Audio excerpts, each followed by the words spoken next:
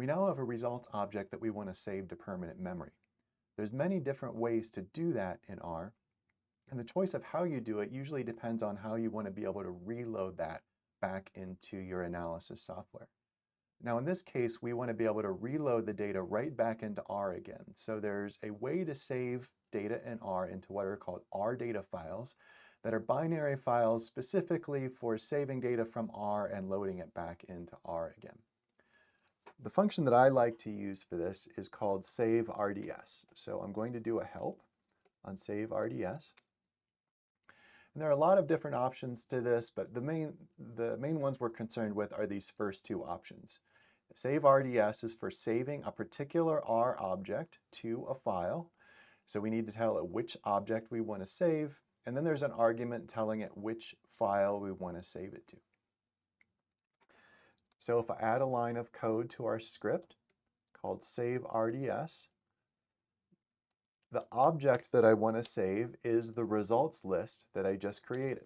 So I'm passing the results list to the argument object because that's the object that I want to save.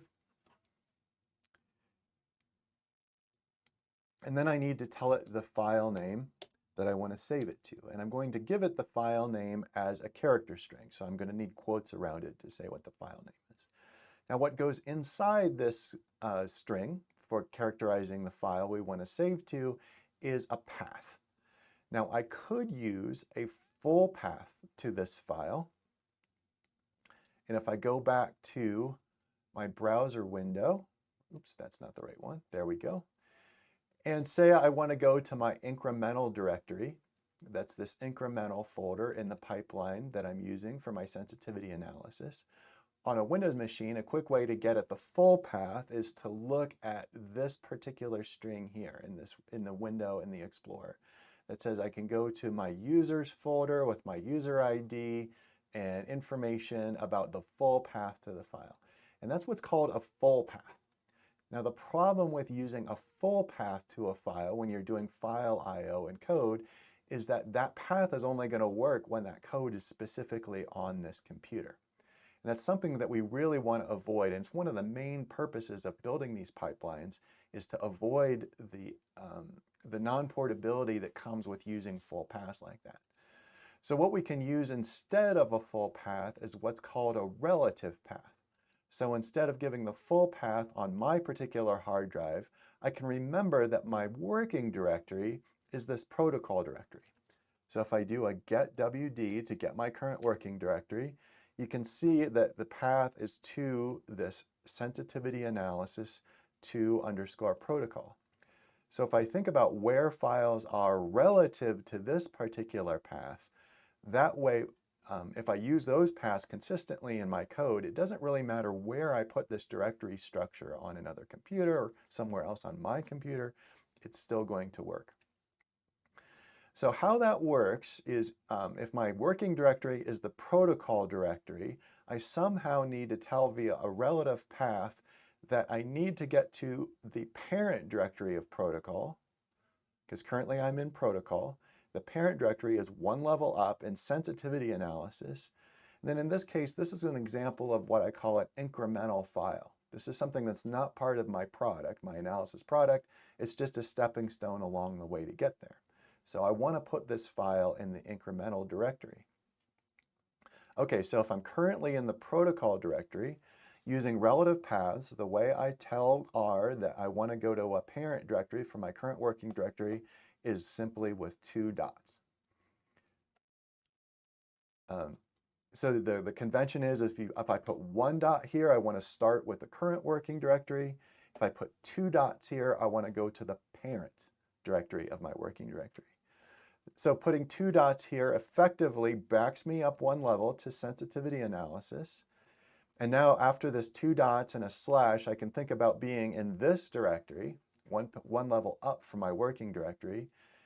And then I want to go into my 3_incremental folder. Now, so I can type that in manually, but RStudio actually understands when you're starting to type in a path. When it starts to see a string with 2 dots like this, RStudio can actually guess, oh, hey, they must be giving me a relative path. So I can put in 2 dots and a slash and hit tab, and it will actually bring up the folders that are available in that particular directory. So I can see the input protocol. So another way to just quickly fill this in is put in incremental. And then finally, I'm giving the path to the file name that I want to write these data to. So I've given it a path to go to the parent of the working directory, then go to the 3_incremental subdirectory of that parent directory. And then this is the folder where I ultimately want this file to go. And just to be consistent, I'm going to call it results.rdata.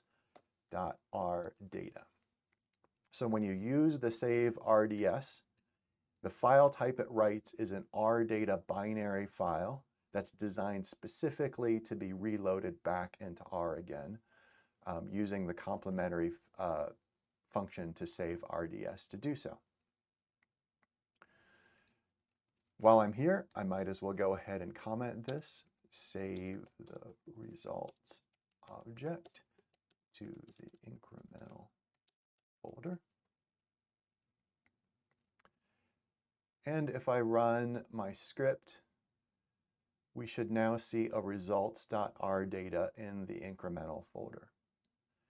And again, because I'm using a relative path, if I move this pipeline to another place on my computer or to another computer entirely, as long as I'm working from the correct working directory of the protocol folder, which I will be if I use the project file from RStudio in order to open RStudio, then this code will always work. This code will always be able to write this file to the relative location from the working directory to the results.rdata file.